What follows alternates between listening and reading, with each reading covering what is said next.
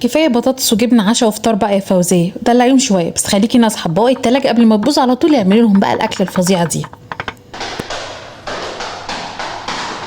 لانشون، سوسيس، بسطرمه، اي حاجه عندك، وحطي بقى عليها بيض زي ما انت شايفه كده. نحط عليها بقى البواقي اللي عندنا اللي قطعناها، ولو عندك اجبان حطي، مش هتقول لا. كل ما تحطي حاجات اكتر تديكي طعم احلى. ولو عندك زيتون وفلفل حطي، بتبقى خطيره، بس ما كانش عندي للاسف.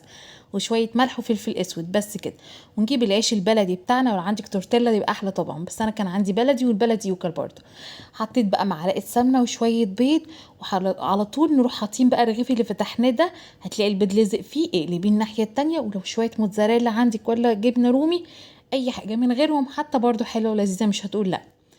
وبعد ما حطيناها هنقفل بقى علشان تاخد لون من الجنبين والجبنه سيح، بتبقى خطيره. جربيها. تسلم ايديكي، ربنا يحسن ما بين ايديكي يا رب دايما، والف